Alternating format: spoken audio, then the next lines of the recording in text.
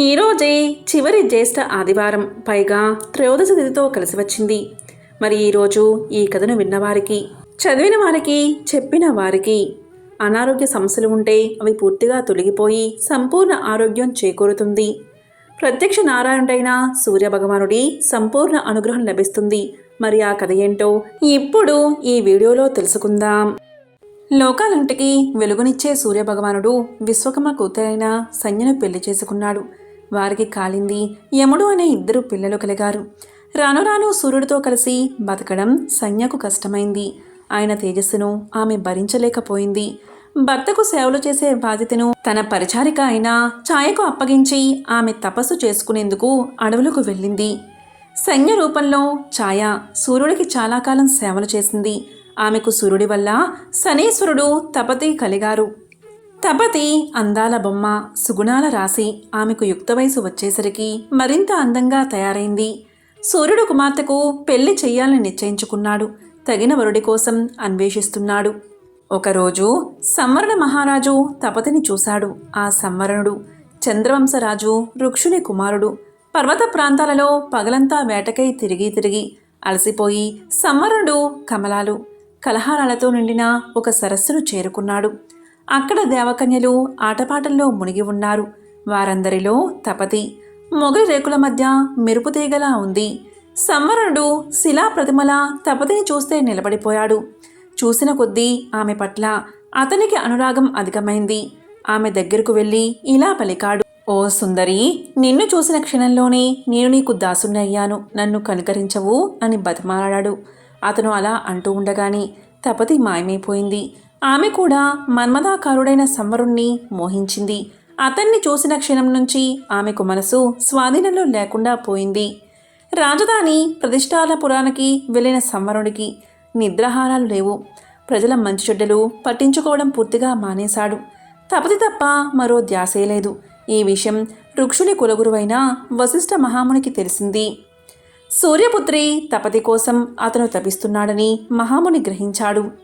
నీ మనోరథం నెరవేరుస్తాను, దిగులు మానుకో అని సంవరుడికి చెప్పి వశిష్ఠుడు యోగబలంతో ఆదిత్య మండలానికి వెళ్ళి వేద మంత్రాలతో సూర్యభగవానుణ్ణి ప్రసన్నం చేసుకున్నాడు. ఇక భాస్కరుడు మహర్షిని సాదరంగా ఆహ్వానించి ఆతిథ్యమిచ్చి, మునివర్య, మీ రాకకు కారణమేమిటి అని అడిగాడు. అప్పుడు వశిష్ఠుడు ఇలా చెప్పాడు. రుక్షుడి కుమారుడు సంవరణుడు నీ కుమార్తె తపతిని చేపట్టాలి అనుకుంటున్నాడు. అతడు నిర్మల యశస్సుడు, ప్రజారంజకంగా పాలన చేస్తున్నవాడు, పెద్దలు గురువుల పట్ల విశేష గౌరవం కలిగినవాడు, వేదాలను శ్రద్ధగా నేర్చుకున్నవాడు, అన్నిటికీ మించి నాకు ప్రియాతి ప్రియమైన శిష్యుడు. అతనికి నీ కుమార్తెను ఇమ్మని అడగడానికి వచ్చాను అన్నాడు వశిష్ఠుడు. దీనికి సూర్యుడు ఎంతగానో సంతోషించి సమ్మతించి తన కుమార్తె తపతిని వశిష్ఠుడి వెంట సంవరుడి దగ్గరకు పంపాడు. ప్రతిష్టానపురంలో వారిద్దరి వివాహం వశిష్ఠుడి ఆధ్వర్యంలో అతి వైభవంగా జరిగింది. సంవరుడు తపతిని పెళ్లి చేసుకున్నాక రాజ్య పాలనంతా మంత్రులకు అప్పగించి నదీ పర్వత ప్రాంతాలలో భార్యతో ఇష్టభోగాలు అనుభవిస్తున్నాడు. అలా 12 ఏళ్లు గడిచాయి. రాజు యజ్ఞయాగాది ప్రజాహిత క్రతువులు చేయకుండా విషయలోలుడై ఉన్నందున అతని రాజ్యంలో అనావృష్టి వచ్చింది. తిండి బట్టా కరువై ప్రజలు దేశాంతరం వెళ్లవలసిన దుస్థితి కలిగింది. అప్పుడు వశిష్ఠుడు సంవరుణ్ణి సతీ సమేతంగా నగరానికి తీసుకువచ్చి పుణ్యస్నానాలు చేయించి శాంతి క్రతువులు నిర్వహించేలా చేశాడు. ఇంద్రుడు సంతోషించి వర్షం కురిపించాడు. దేశం మళ్లీ సుభిక్షమైంది. సంవరుణుడు అప్పట్నుంచి యజ్ఞయాగాది కర్మలు చేస్తూ చాలా కాలం చక్కగా పరిపాలన చేశాడు. ఆ దంపతులకు కురు వంశానికి మూలపురుషుడైన కురువు జన్మించాడు. భూమి ఆకాశాలకు తన ప్రచండ కిరణాలతో తాపం కలగజేసే సూర్య భగవానుడి కుమార్తె కావడం వల్ల కురువు తల్లికి తపతి అనే పేరు వచ్చింది. తపతి వంశోద్ధారకులు కాబట్టి కురు సంతానాన్ని తాపత్యులు అని కూడా అంటారు. వింధ్య పర్వతాలకు పశ్చిమంగా ప్రవహించి ప్రజల పాపాలు పోగొట్టమని భాస్కరుడు తన కుమార్తెను దీవించాడట. తండ్రి ఆశీస్సును అనుసరించి తపతీదేవి నదీమ తల్లిగా మారి నర్మదా నదిలో లీనమై ప్రవహిస్తుంది.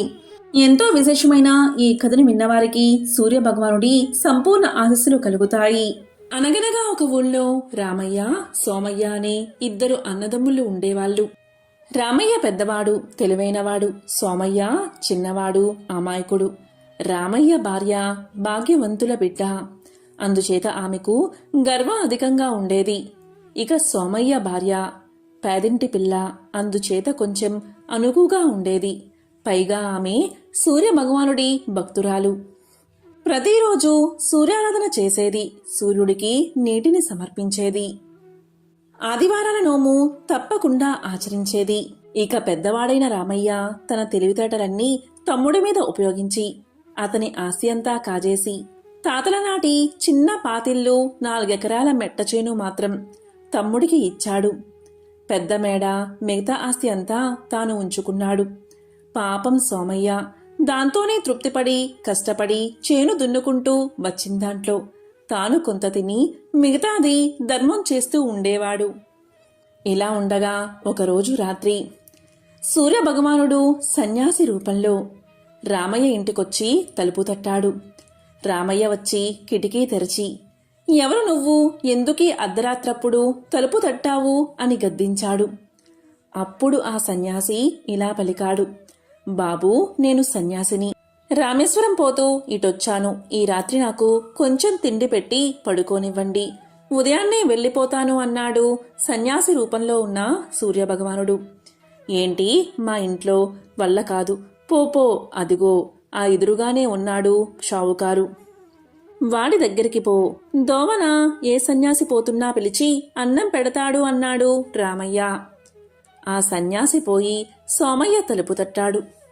సోమయ్య వచ్చి తలుపు తెరిచి సన్యాసిని ఇంట్లోకి తీసుకుపోయి భార్యతో చెప్పి అన్నం పెట్టించాడు. సోమయ్య భార్య సహజంగానే సూర్య భగవానుడి భక్తురాలు కావడం వల్ల ఆమె ఎవరు ఇంటికి వచ్చినా లేదు అనకుండా అన్నం పెట్టేది.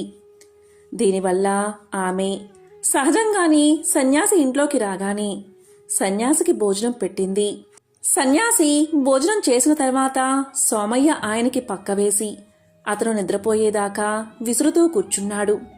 ఇక సన్యాసి హాయిగా నిద్రపోయి ఉదయాన్నే లేచి వెళ్లేటప్పుడు సోమయ్యను అతని భార్యను పిలిచి, నేను మీకు 3 వరాలిస్తాను, కోరుకోండి అన్నాడు. దానికి సోమయ్య, స్వామి, నాకు 4 ఇంటికి వస్తే ఉండడానికి పెద్ద ఇల్లు, బీదలకు ఎంత ధర్మం చేయడానికైనా చాలిన డబ్బు ఇవ్వండి, అది చాలు అన్నాడు. ఇక సోమయ్య పెళ్ళాం, స్వామి, నాకేమీ వద్దు, ఇతరులకు లేదు అనకుండా ధర్మం చేయడానికి నాకు బుద్ధి పుట్టించు అని 2వ వరం కోరింది. ఇక 3వ వరంగా సోమయ్య, స్వామి, మాకు ఎప్పుడూ ఇతరులకు మేలు చెయ్యాలి అనే బుద్ధి ఉండేటట్టుగా వరం ఇవ్వండి అని కోరాడు. ఇక సూర్య భగవానుడు చిరునవ్వు నవ్వి వెళ్ళిపోయాడు. ఇక మర్నాడు ఉదయం రామయ్య లేచి చూసేసరికి అతని ఇంటి ముందు పెద్ద మేడ ఉంది.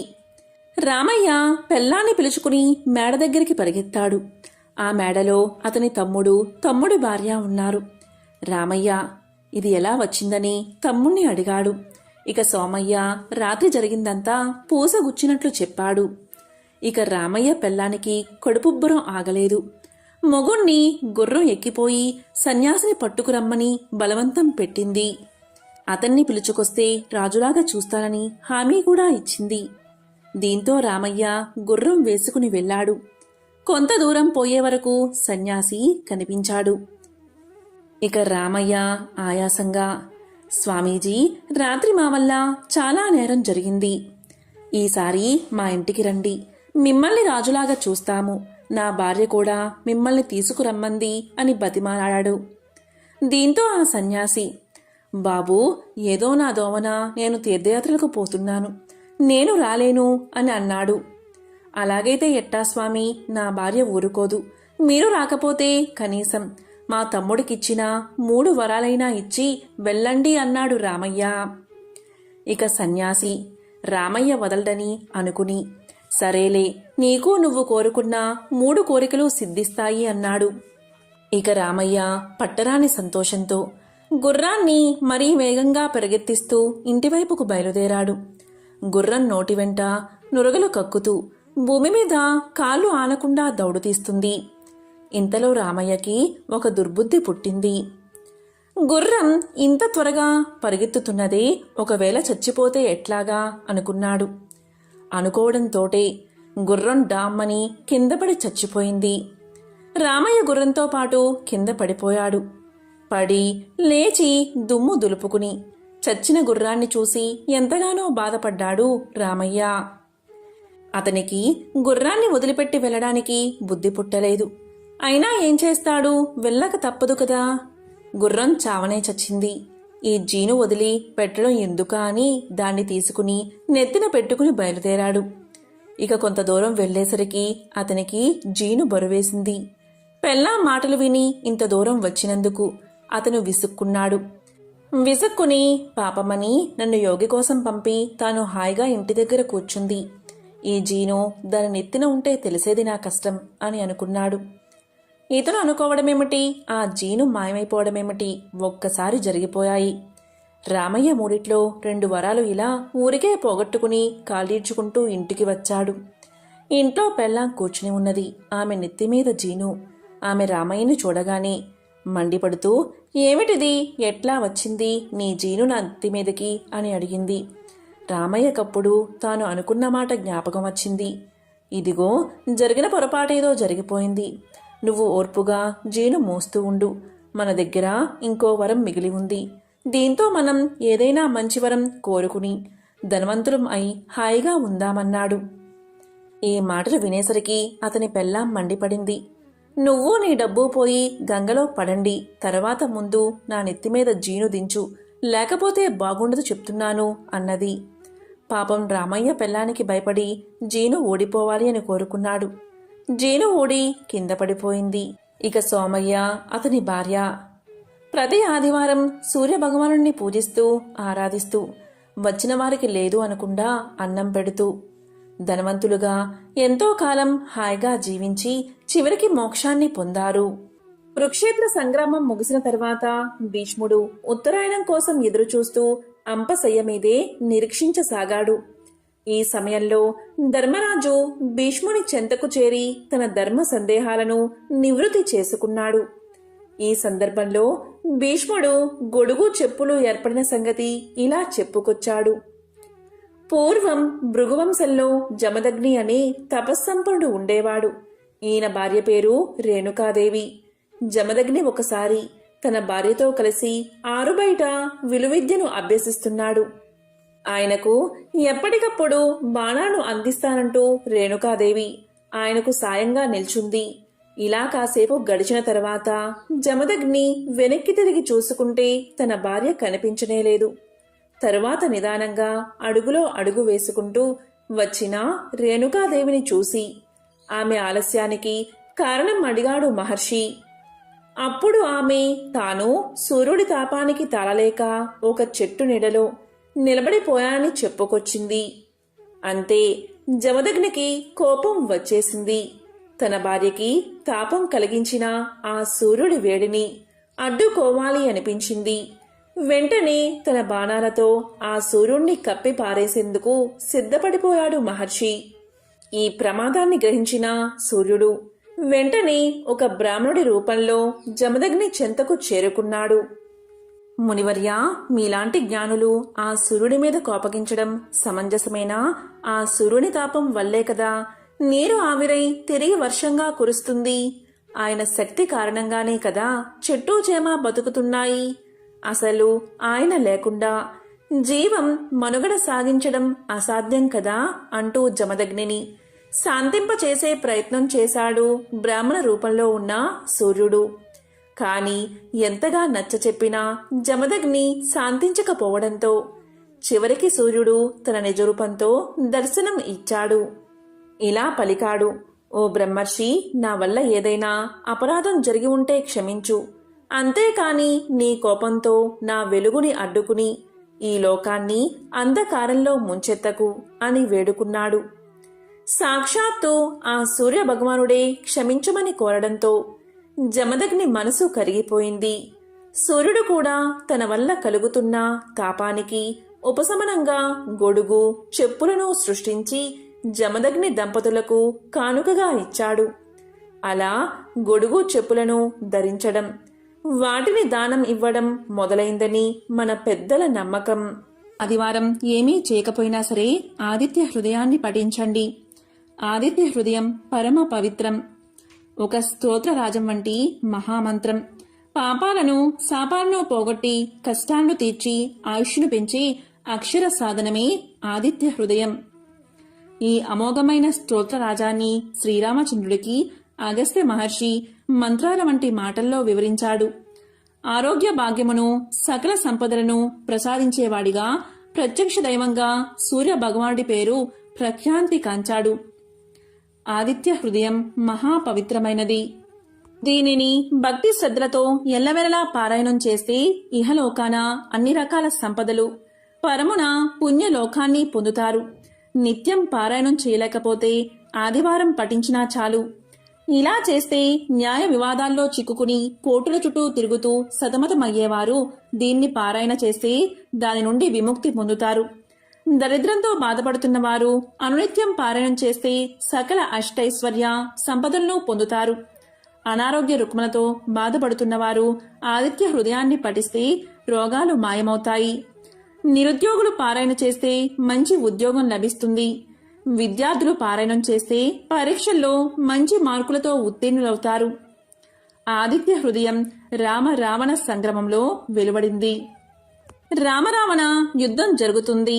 గొప్ప తపశక్తితో పరమశివుడి అనుగ్రహం పొందిన రావణుడు ధైర్యంగా శ్రీరాముణ్ణి ఎదుర్కొంటున్నాడు.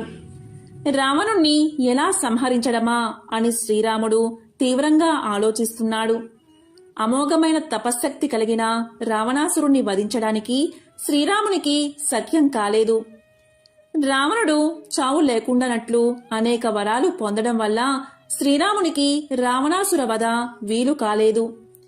శ్రీరాముడు ఎన్ని అస్త్రశస్త్రాలు ప్రయోగించినా రావణుడు చావలేదు. దీనితో శ్రీరాముడు ఎంతో బాధపడ్డాడు. ఈ యుద్ధాన్ని అంతరిక్షం నుంచి దేవతలు, గంధర్వులు, మహర్షులు మొదలైన వారంతా తిలకిస్తున్నారు. వారిలో అగస్త్య మహర్షి కూడా ఉన్నాడు. రావణుడి యుద్ధ తీవ్రత చూసి దిగులుతో ఉన్న శ్రీరాముడి సమీపానికి అగస్త్యుడు వచ్చి అతడి దైవత్వాన్ని గుర్తుచేసి ఆదిత్య హృదయ మంత్రాన్ని బోధించాడు. రామ రావణ యుద్ధాన్ని చూడడానికై దేవతలతో కలిసి అగస్త్య మహాముని శ్రీరాముణ్ణి చేరుకుని ఇలా పలికాడు. ఓ రామా, నీకు మహాపవిత్రమైన రహస్యాన్ని చెప్తాను. శ్రద్ధగా విను. దీనివల్ల నీవు యుద్ధంలో రావణుణ్ణి సులభంగా జయిస్తావు. మహాపుణ్యప్రదం, జయప్రదం, మంగళకరం, శుభకరం, సమస్త పాపాలను నశింపచేసేది, దీర్ఘ ఆయుష్ను కలగజేసేది అయిన ఆదిత్య హృదయాన్ని నీకు ఉపదేశిస్తాను. దీనిని నీవు భక్తి శ్రద్ధలతో పఠిస్తే యుద్ధంలో సులభంగా విజయాన్ని సాధిస్తావు అని చెప్పి మంత్రాన్ని ఉపదేశించాడు. బ్రహ్మ మొదలైన సమస్త దేవతలు అనగా బ్రహ్మ, విష్ణువు, శివుడు, కుమారస్వామి, 9 ప్రజాపతులు, దేవేంద్రుడు, కుబేరుడు, మృత్యువు, యముడు, చంద్రుడు, సముద్రుడు అను వీరందరూ ఇతనే. పితృదేవతలు, అష్టవసువులు, సాధ్యులు, అశ్విని దేవతలు, మరుత్తులు, మనువు, వాయువు, అగ్ని మొదలగు వారిలో సూర్యుడే అంతర్యామి అయి ఉన్నాడు. బంగారు రూపం గల అందం, గర్భమందు కలవాడు, బంగారంతో సమానమైన అంతఃకరణ కలవాడును, చల్లని వాడవును, శత్రు సంతానములను పోగొట్టువాడును, లోకమునకు వెలుతురు కలగజేయవాడువును, అదితి యొక్క కుమారుడవును, మంచును పోగొట్టువాడవును అయినా నీకు భక్తితో నమస్కరించి స్తోత్రాన్ని చేస్తున్నాను. ఋగ్వేదం, యజుర్వేదం, సామవేదం, అథర్వణ వేదం అనే 4 వేదాల యొక్క సారం అయిన వాడవు. సమస్త వేదాలు నీవే అయిన వాడవు. సముద్ర జలముపై శయనించు వాడవు. దక్షిణాయనమున వింధ్య పర్వతమున సంచరించు వాడవు. అయినా నిన్ను భక్తి శ్రద్ధలతో సేవించుచున్నాను అని శ్రీరాముడు పలికాడు. సమస్త నక్షత్రాలకి, గ్రహాలకి అధిపతివైన వాడవును, లోకానికి ఆధారభూతుడవును, స్వర్గం, చంద్రుడు, సూర్యుడు, నక్షత్రాలతో ఉండు ఆకాశం, దిక్కులు, భూమి, సముద్రం అన్నీ నీ వీర్యముచే నిలిచి ఉన్నాయి. ఇంద్రుడు, దాత, భృగుడు, పూషుడు, మిత్రుడు, వరుణుడు, ఆర్యముడు, అర్చిస్సు, వివస్వంతుడు, త్వష్ట, సవిత, విష్ణువు అనే పేరుగల 12 ఆదిత్యులలో అంతర్యామి అయిన నీకు భక్తితో నమస్కారం చేస్తున్నాను. ఈ విధంగా శ్రీరాముడు ఆదిత్య హృదయాన్ని 3 సార్లు పఠించగా ఆ పరమాత్ముడు ఆనందించిన వాడై దేవతలతో కలిసి వచ్చి ఆదిత్యుడు పులకాంకిత శరీరుడై శ్రీరాముణ్ణి చూసి ఇలా పలికాడు. ఓ రామా, రావణుడకు అంత్యకాలం సంప్రాప్తించింది. ఆలస్యం చేయకుండా త్వరపడు అని ఆశీర్వదించాడు. త్వర అనే మాట ఆదిత్యుని నోట వెలువడిన వెంటనే రావణ సంహారం జరిగి లోక కళ్యాణం జరిగింది. బయటి శత్రువునే కాక అంతఃశత్రువులను కూడా అవలీలగా జయించేందుకు ఆదిత్య హృదయం అమోఘమైన అక్షర సాధనమని ఉపదేశించాడు. తాను వెలుగుతూ ప్రపంచానికి వెలుగును ప్రసాదించే భాస్కరుణ్ణి నమ్ముకుంటే ఏమీ లోటు ఉండదు అన్నాడు. సూర్యుడికి గల విశేషనామాలు ఆదిత్య హృదయంలో ప్రస్తావించబడ్డాయి. గంగానది విష్ణు పాదాల నుంచి పుట్టింది. యమున సూర్యుడికి, సంధ్యాదేవికి జన్మించింది. అటువంటి నదుల సంగమ స్థానం చాలా పవిత్రమైనది. గంగానదిని స్మరించినంత మాత్రం చేతనే సర్వ బాధలు తొలగిపోతాయి, సమస్త పాపాలు నశిస్తాయి. గంగానదీ తీరంలో ప్రయాగ అనే పవిత్ర తీర్థముంది. బ్రహ్మదేవుడు ఇక్కడ యజ్ఞం చేశాడు. ఇక్కడ అన్ని తీర్థాల్లోనూ స్నానం చెయ్యవచ్చు. ఆ పుణ్య గంగానదిలోని నీటి బిందువులని స్పృశించినంత మాత్రం చేతనే సమస్త పాపాలు తొలగి మహాపుణ్యం కలుగుతుంది. ఈ విధంగా నారద మహర్షి గంగ గురించి తెలియచేస్తూ గంగా నది స్నానం వల్ల సకల పాపాలు తొలగిపోతాయని చెప్తూ ఇంకా ఇలా తెలియచేశాడు. సూర్యవంశంలో పురూరవుడు అనే రాజు ఉండేవాడు. అతని కుమారుడు బాహు.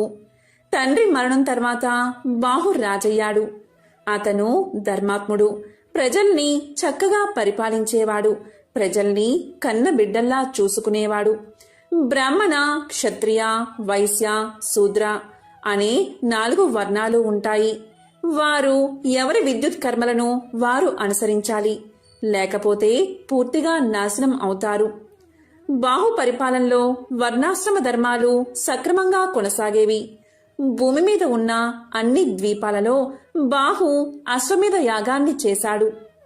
బాహు ఎంతో తెలివైనవాడు. శత్రువులందరినీ జయించాడు. బాహు పరిపాలనలో అందరూ సుఖశాంతులతో ఉండేవారు. వర్షాలు సక్రమంగా పడి పంటలు బాగా పండేవి. ఇలా ఆ రాజు 90,000 సంవత్సరాలు రాజ్యాన్ని పరిపాలించాడు. ఇలా ఉండడం వల్ల బాహుకు అహంకారం పెరిగిపోయింది. అతను ఇలా అనుకున్నాడు, నేను ఈ ప్రపంచాన్ని పాలిస్తున్నాను. నేను ఎన్నో యజ్ఞాలు చేశాను. నేను ఎంతో శక్తివంతుణ్ణి. నన్ను కాక ప్రజలందరూ ఎందుకు దేవుణ్ణి పూజిస్తున్నారు? నేను అన్ని శాస్త్రాలు చదివిన పండితుణ్ణి కదా, నాకంటే ఎవరు గొప్పవారు అనుకున్నాడు. ఇటువంటి అహంకారం నుండి మిగిలిన ఇతర దుష్ట భావాలు వచ్చాయి. యవ్వనం, ఐశ్వర్యం, అధికారం, ముందుచూపు లేకపోవడం మొదలైనవి దుఃఖానికి దారితీస్తాయి. అన్ని దుర్గుణాలు బాహుకు వచ్చేశాయి. అతనిలో అసూయ, ద్వేషాలు కూడా చేరినందువల్ల శత్రువులు ఎక్కువయ్యారు. అధర్మవర్ధనుడు అయినందువల్ల విష్ణువు, లక్ష్మీదేవి అతన్ని విడిచిపెట్టారు. బాహు 1 నెల యుద్ధం చేసి హైహయులు తాళ జంగుల చేతిలో ఓడిపోయాడు. వారు రాజ్యాన్ని ఆక్రమించుకుని బాహును వెళ్లగొట్టారు. బాహు యొక్క భార్య యాదవి. అప్పటికి నిండు చూలాలు. బాహు యొక్క శత్రువులు అతన్ని వెళ్లగొట్టడంతో సంతృప్తి పడలేదు. బాహు కుమారుడు జన్మించాక తమ మీద పగ తీర్చుకుంటాడేమో అని భయపడ్డారు. అందువల్ల యాదవికి విషాన్ని ఇచ్చారు. అప్పటికి తాను చేసిన పాపాలకు బాహుకి పశ్చాత్తాపం కలిగింది. అతను భార్యతో కలిసి ఔరముని ఆశ్రమానికి బయలుదేరాడు. ఆ ఆశ్రమం చాలా దూరం ఉండడం వల్ల అతనికి ఆకలి, దప్పిక కలిగాయి.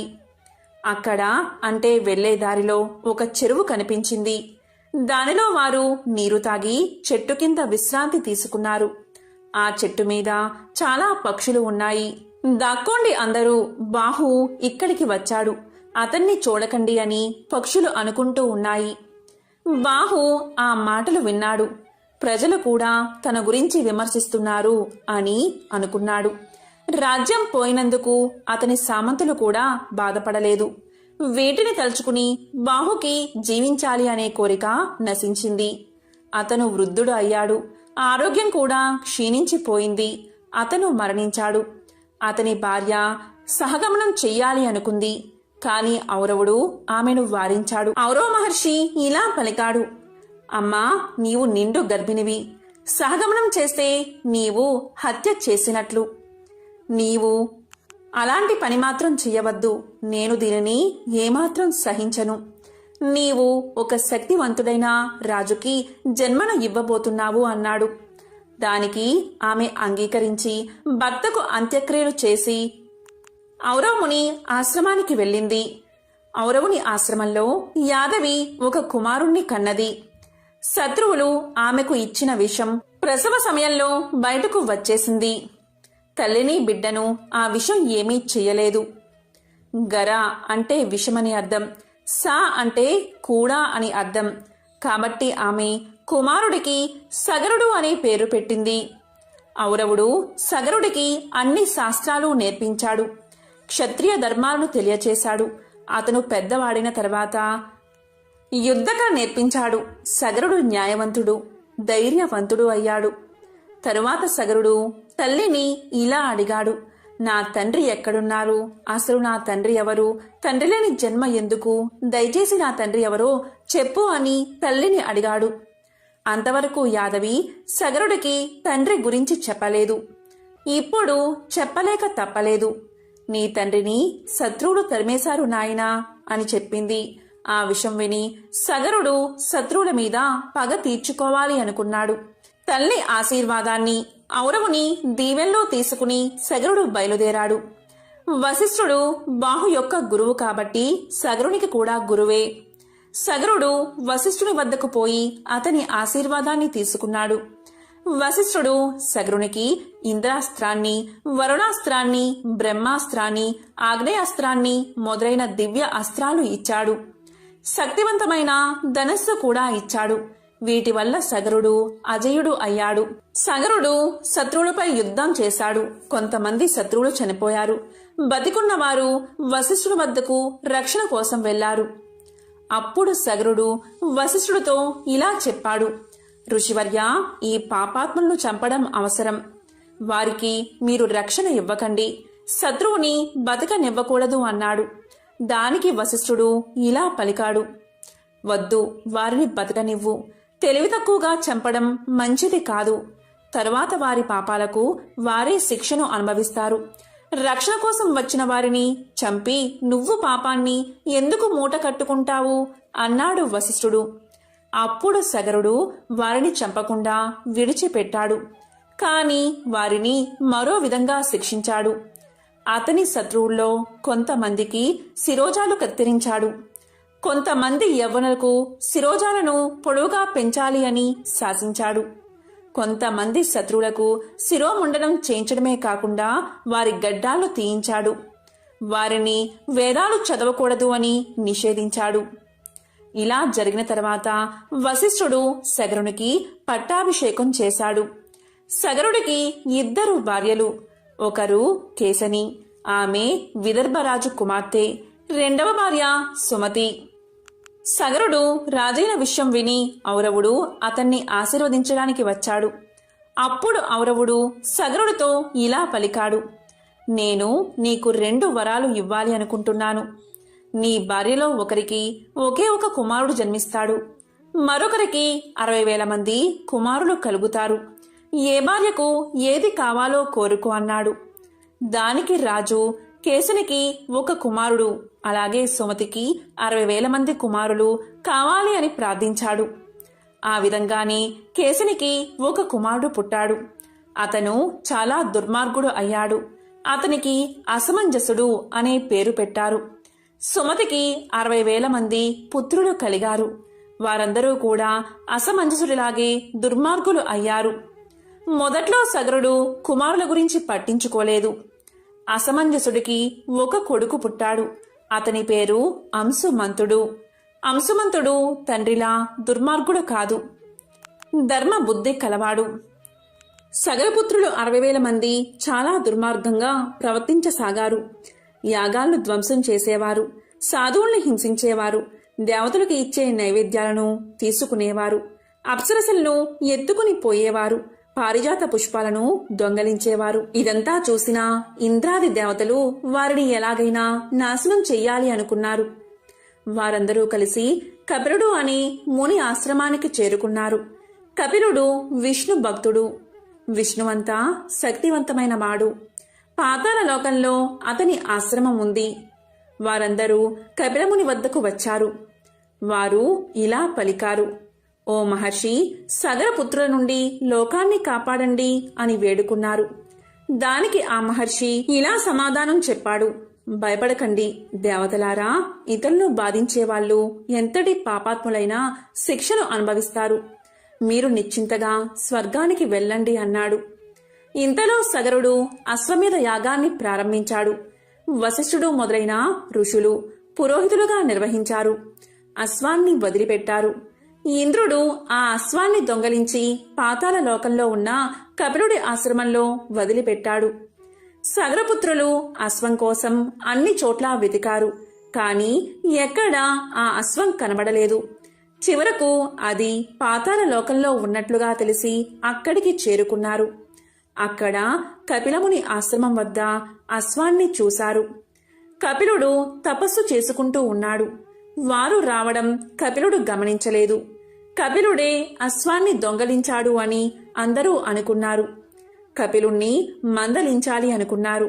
ఆ దొంగని బంధించండి, అతన్ని చంపండి, చూడండి ఎలా ధ్యానం చేసుకుంటూ కూర్చున్నాడో. దుర్మార్గుల అందరూ ఇలాగే నటిస్తారు అని పలికారు సగర కుమారులు. కపిలుణ్ణి బంధించారు. కాని కపిలుడు ధ్యాన ముద్రలోనే ఉన్నాడు. తరువాత వారు కపిలుణ్ణి తన్ని ఈడ్చుకుపోసాగారు. అప్పుడు కపిలుడు ధ్యానాన్ని వీడి వారి వైపు తీక్షణంగా చూశాడు. అంతే, అందరూ అక్కడికక్కడే క్షణకాలంలోనే భస్మం అయిపోయారు. ఆ కపిలుడి కోపానికి చుట్టుపక్కల ఉండే పాములన్నీ ఆ వేడికి తట్టుకోలేక సముద్రంలోకి పారిపోయాయి. ఈ విషయాన్ని నారద మహర్షి సగరుడికి జారవేశాడు. కాని సగరుడు కొంచెం కూడా బాధపడలేదు. దుర్మార్గులైన తన కొడుకులు చనిపోయారని సంతోషించాడు. కాని అశ్వమేధ యాగం పూర్తి కావాలి అంటే గుర్రాన్ని తీసుకురావాలి. పైగా పుత్రులు లేనివారు యజ్ఞాన్ని చేయకూడదు. సగరుడు అంశుమంతుణ్ణి దత్తత తీసుకున్నాడు. గుర్రాన్ని తెమ్మని పంపించాడు. అప్పుడు అంశుమంతుడు కపిలుడి ఆశ్రమానికి వెళ్ళాడు. కపిలుణ్ణి దర్శించి ఆయనతో ఇలా పలికాడు: మహర్షి, మా తండ్రి పినతండ్రులు చేసిన దుశ్చర్యలకు క్షమించండి. మునులు సహజంగానే క్షమాగుణం కలవారు కదా. గంధపు చెక్క సుగంధాన్ని ఏ విధంగా విరజిమ్ముతూ ఉంటుందో, హాని చేసినా క్షమించే గుణం మీ వంటి వారికి ఉంటుంది కదా. దయచేసి వారిని క్షమించండి అని ప్రార్థించాడు. అప్పుడు కపిలుడు ఇలా పలికాడు: నీ మాటలకు ఎంతగానో సంతోషించాను. ఏదైనా వరం కోరుకో అన్నాడు. దానికి అంశుమంతుడు ఇలా పలికాడు: స్వామి, నా తండ్రి పినతండ్రులు ఏ విధంగా స్వర్గానికి వెళ్తారో సెలవివ్వండి. ఇంతకంటే నేను కోరేది ఏమీ లేదు అన్నాడు. అప్పుడు ఆ మహర్షి ఇలా పలికాడు: అంశుమంతా, నీ మనవడు స్వర్గం నుండి పవిత్రమైన గంగను భూమికి తీసుకువస్తాడు. అప్పుడు నీ తండ్రి పినతండ్రులకు స్వర్గ ప్రాప్తి కలుగుతుంది. వారి పాపాలు క్షమించబడతాయి. నువ్వు ముందుగా గుర్రాన్ని తీసుకుని వెళ్ళు అని దీవించాడు. అంశుమంతుడు జరిగిన విషయాన్ని సగరుడికి తెలియచేశాడు. అంశుమంతుడికి దిలీపుడు అనే కుమారుడు ఉన్నాడు. ఆ దిలీపుని కుమారుడే భగీరథుడు. భగీరథుడు ధర్మాత్ముడు, సత్యవంతుడు, ఎన్నో యాగాలు చేశాడు. ఒకసారి అతన్ని చూడడానికి యముడే స్వయంగా వచ్చాడు. అప్పుడు భగీరథుడు యముణ్ణి పూజించాడు. మానవ మాతృలైన నన్ను చూడడానికి మీ వంటివారు వచ్చినందుకు నా జన్మ ధన్యమైంది. ధర్మం గురించి వివరించండి అన్నాడు. అలాగే పాపుల యొక్క గతి ఏమవుతుంది అని అడిగాడు. దానికి యముడు ఇలా సమాధానం చెప్పాడు: బ్రాహ్మణులకు దానం ఇవ్వడం వల్ల చాలా పుణ్యం వస్తుంది. లేదా వారికి ఉపాధి కల్పించినా సరే అంతే పుణ్యం వస్తుంది. తులసి మొక్కను పెంచితే అలాంటివాడు ధన్యుడు అవుతాడు. పాపాలు నశించిపోతాయి. విష్ణువుకి పాలతోనూ నేతితోనూ అభిషేకం చేస్తే స్వర్గ ప్రాప్తి కలుగుతుంది. విగ్రహాలను కొబ్బరి నీటితో కాని చెరుకు రసంతో కాని అభిషేకించాలి. శివుడి విగ్రహాలను కూడా ఇలాగే అభిషేకించాలి అని చెప్పి చివరికి యముడు భగీరథుడితో ఇలా అన్నాడు. రాజా, నీ ప్రశ్నలు అన్నిటికీ సమాధానాలు చెప్పాను. ధర్మంగా ప్రవర్తించి అభివృద్ధి చెందు, ప్రజల్ని బాగా పరిపాలించు, విష్ణు భక్తిని కలిగి ఉండు. కాని శివకేశవులకు భేదం లేదని గ్రహించు. నీ పూర్వీకులు పాపాత్ములు, వారు నరకంలో నానా బాధలు పడుతున్నారు. వారి భస్మాలపై గంగానది ప్రవహిస్తే వారికి ముక్తి కలుగుతుంది. నీకు ఇవే నా ఆశీస్సులు అని ఆశీర్వదించి అంతర్ధానమయ్యాడు యముడు. అంతా విన్న భగీరథుడు గంగను భూమి మీదకు తీసుకురావడానికి గోదావరి తీరానికి వెళ్లి తపస్సు చేయడం మొదలుపెట్టాడు. అక్కడ భృగు మహర్షి ఆశ్రమం ఉంది. అతని ఆశ్రమం చుట్టూ అనేక రకాల వృక్షాలు, పువ్వులు ఉన్నాయి. ఆ అడవిలో వన్య మృగాలు ఉన్నాయి. అనేక రకాల పక్షులు, నెమళ్ళు ఉన్నాయి. అప్పుడు భగీరథుడు ఇలా అన్నాడు. మహాత్మా, మీరు ధర్మశాస్త్రాలు తెలిసినవారు. విష్ణుమూర్తిని ప్రసన్నం ఎలా చేసుకోవాలో తెలియచేయండి అన్నాడు. దానికి భృగువు ఇలా పలికాడు. రాజా, నీవు సత్యవంతుడివి. అందుకే నీవు నీ పూర్వీకులకు విముక్తి కలిగించాలి అనుకుంటున్నావు.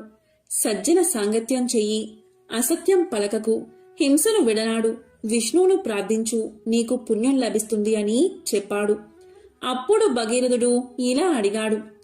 అసలు మహర్షి, సత్యం అంటే ఏమిటి? అహింస అంటే ఏమిటి? విష్ణువుని ఎలా ప్రార్థించాలి? నన్ను మీ కొడుకుగా భావించి నా ప్రశ్నకు సమాధానం చెప్పండి అన్నాడు. దానికి ఆ భృగు మహర్షి ఇలా సమాధానం చెప్పాడు. మతానికి విరుద్ధం కాని వాటిని చెప్పడమే సత్యం. ఇతర జీవులకు హాని కలిగించకుండా ఉండేది అహింస. ఇతరులను శత్రువులుగా భావించేవారు, మతానికి విరుద్ధంగా ప్రవర్తించేవారు మందబుద్ధులు, పాపాత్ములు. అలా చేయనివారు సజ్జనులు. వారు వేదాలను అనుసరిస్తారు. ధర్మబద్ధమైన పనులను సజ్జనులు చేస్తారు. ఇతరులకు మేలు చేస్తారు. వారికి పుణ్యం లభిస్తుంది. విష్ణువును పూజించడానికి ప్రత్యేకమైన విధానాలు ఏమీ లేవు. ఎందుకు అంటే విశ్వమంతా విష్ణువు వ్యాపించి ఉన్నాడు. సర్వజీవులు విష్ణు యొక్క అంశలే అనే భావాన్ని కలిగి ఉండాలి అని చెప్పాడు భృగు మహర్షి. ఈ మాటలన్నీ విన్న తర్వాత భగీరథుడు భృగు వద్ద సెలవు తీసుకుని తపస్సుకై అడవులకు వెళ్ళాడు.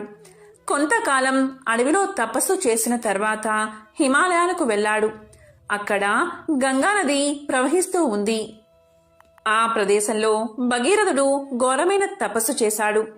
చాలా కాలం గడిచిపోయింది. ప్రాణాయామం చేస్తూ 60,000 సంవత్సరాలు తపస్సు చేశాడు. భగీరథుని నాసిక రంధ్రాల ద్వారా పొగరావడం ప్రారంభించింది. అప్పుడు దేవతలు భగీరథుడి తపస్సుకి భయకంపితులు అయ్యారు. అతను వరాన్ని పొంది తమను స్వర్గం నుంచి గెంటి వేస్తాడు అనుకుని అతని తపస్సుకు భంగం చెయ్యాలి అనుకున్నారు. వారు క్షీరోద అనే మహాసముద్ర ప్రాంతానికి వెళ్లి విష్ణువును ప్రార్థించారు. అప్పుడు విష్ణువు ప్రత్యక్షమై భగీరథునికి అటువంటి దురుద్దేశం లేదని దేవతలకు చెప్పి భగీరథుడికి సాక్షాత్కరించాడు శ్రీ మహావిష్ణువు. అప్పుడు మహావిష్ణువు ఇలా పలికాడు. భగీరథ, నువ్వు నీ పూర్వీకులకు స్వర్గప్రాప్తి కలిగించాలి అనుకుంటున్నావు. శివుడికి నాకు భేదం లేదు. శివుణ్ణి ప్రార్థిస్తే నీ కోరిక తీరుతుంది అన్నాడు. అప్పుడు భగీరథుడు విష్ణువు మాటపై శివుణ్ణి ప్రార్థించాడు. అప్పుడు శివుడు ప్రత్యక్షమయ్యాడు. భగీరథ, నీ తపస్సుకు మెచ్చాను. ఏ వరం కావాలో కోరుకో అన్నాడు. అప్పుడు భగీరథుడు, ప్రభు, నా పూర్వీకులకు సద్గతి కలిగించాలి అని కోరుకుంటున్నాను. కాబట్టి గంగను భూమి మీదకి రప్పించండి అన్నాడు. అప్పుడు శివుడు వరాన్ని ఇచ్చి అదృశ్యమయ్యాడు. వెంటనే గంగ బయలుదేరింది. అందువల్ల గంగకు భాగీరథి అనే పేరు వచ్చింది. భగీరథుడు గంగను కపిలముని ఆశ్రమానికి తీసుకువచ్చాడు. అతని పూర్వీకుల భస్మాల మీదుగా గంగను ప్రవహింపచేశాడు. దీంతో భగీరథుని పూర్వీకులకు స్వర్గ ప్రాప్తి కలిగింది. ఇదే గంగానది మహత్యాన్ని తెలిపే ఒక విశేషమైన కథ. ఎంతో విశేషమైన ఈ కథను వింటే చాలు జన్మల పాపాలు తొలగి కోటి జన్మల పుణ్యం వస్తుంది. సకల శుభాలు కలుగుతాయి.